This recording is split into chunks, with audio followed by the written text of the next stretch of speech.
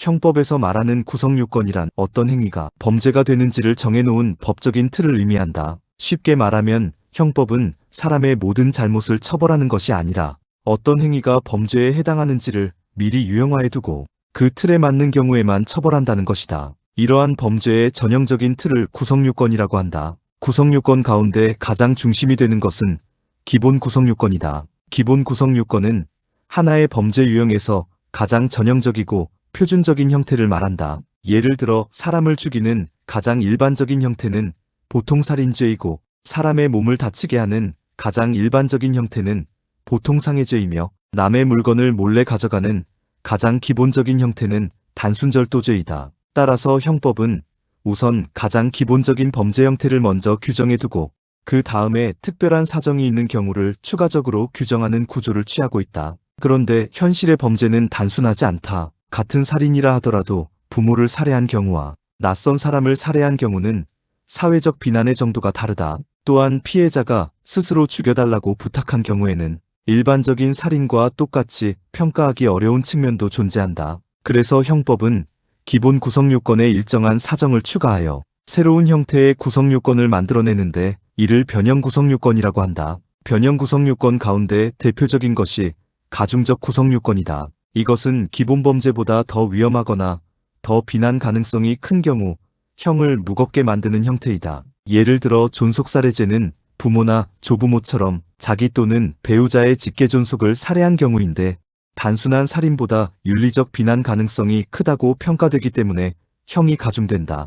또한 단순절도죄에 흉기휴대나 야간침입 같은 위험한 요소가 추가되면 특수절도죄가 되어 더 무겁게 처벌된다. 즉 형법은 단순히 결과만 보는 것이 아니라 행위의 위험성과 사회적 침해 정도까지 함께 고려하는 것이다. 반대로 감경적 구성요건도 존재한다. 이는 기본 범죄보다 책임이나 위법성이 감소되었다고 평가되는 경우이다. 대표적으로 촉탁승낙에 의한 살인죄가 있다. 이는 피해자가 스스로 죽여달라고 요청하거나 승낙한 경우를 말한다. 물론 사람의 생명은 함부로 처분할 수 없는 법이기므로 여전히 범죄는 성립한다. 그러나 피해자의 의사가 개입되었다는 점 때문에 일반적인 살인죄보다는 형이 가볍게 규정된다. 형법은 이처럼 인간의 심리와 상황을 세밀하게 고려하면서 범죄를 유형화하고 있다. 또한 독자적 범죄라는 형태도 존재한다. 이는 기본 구성 요건과 관련은 있지만 단순히 가중되거나 감경된 수준을 넘어서 완전히 독립된 범죄로 인정되는 경우이다. 예를 들어 강도죄는 절도와 폭행이 결합된 범죄이다. 단순히 물건만 훔친 것이 아니라 사람의 신체에 대한 폭행이나 협박까지 수반되기 때문에 사회적 위험성이 훨씬 크다. 그래서 형법은 이를 단순한 절도의 변형이 아니라 독립된 범죄로 규정한다. 또한 절도 후 체포를 면탈하기 위하여 폭행이나 협박을 하는 경우에 중강도죄 역시 독자적인 범죄 형태로 인정된다. 과실치사상죄도 마찬가지이다. 이는 고의범인 살인죄나 상해죄와 관련되지만 행위자의 심리 상태가 과실이라는 점에서 독립된 범죄 유형으로 취급된다. 형법은 완성된 범죄만 처벌하는 것도 아니다. 범죄를 준비하거나 실행에 착수했지만 결과가 발생하지 않은 경우도 일정한 범위에서 처벌한다. 이것이 수정된 구성요건이다. 예를 들어 범죄를 준비하는 단계의 예비죄나 여러 사람이 범죄를 계획하는 음모죄가 있다. 또한 범죄를 실행하다가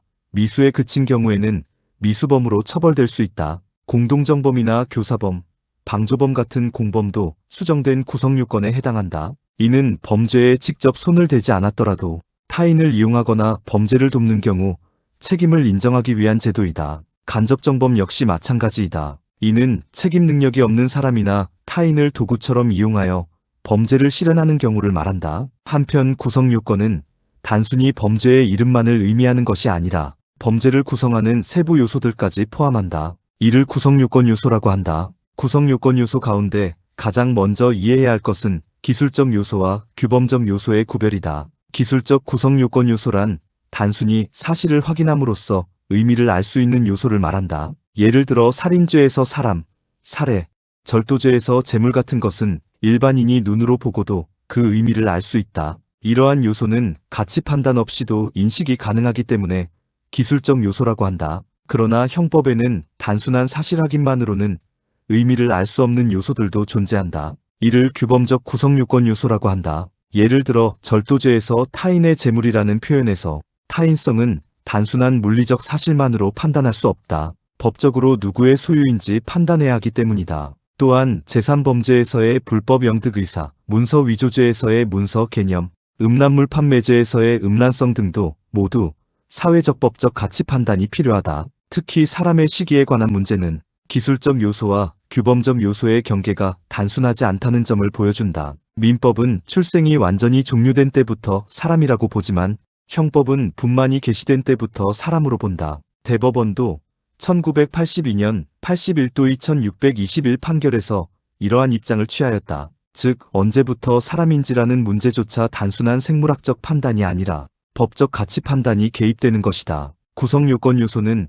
다시 객관적 요소와 주관적 요소로 구분된다. 객관적 요소란 외부적으로 나타나는 범죄의 모습을 말한다. 여기에는 행위자, 범행 대상, 행위 자체, 결과, 그리고 행위와 결과 사이의 인과관계 등이 포함된다. 예를 들어 사람을 칼로 찔렀고 그 결과 피해자가 사망하였다면 칼로 찌른 행위와 사망이라는 결과 사이에 인과관계가 존재하는지가 문제된다. 반면 주관적 요소는 행위자의 내심 상태를 의미한다. 대표적으로 고의와 과실이 있다. 고의범에서는 범죄 사실을 인식하고 의욕하는 심리가 필요하고, 과실범에서는 주의 의무를 위반한 심리 상태가 문제된다. 또한 목적범의 목적이나 제3범죄의 불법 영득 의사처럼 고의를 넘어서는 특별한 의사가 요구되는 경우도 존재한다. 이를 초과주관적 구성요건 요소라고 한다. 마지막으로 형법에는 기술된 구성요건 요소와 기술되지 않은 구성요건 요소가 존재한다. 대부분의 구성요건 요소는 죄형 법정주의의 명확성 원칙에 따라 법률에 직접 규정되어 있다. 국민이 어떤 행위가 범죄가 되는지 미리 알 수 있어야 하기 때문이다. 그러나 모든 요소가 조문에 직접 적혀 있는 것은 아니다. 대표적으로 제3범죄의 불법 영득 의사는 조문에 명시되어 있지 않지만 판례와 학설은 이를 범죄 성립에 필요한 요소로 인정하고 있다. 즉, 형법은 단순히 글자만 읽는 학문이 아니라 조문 속에 숨겨진 법적 의미를 해석하고 이해하는 학문인 것이다.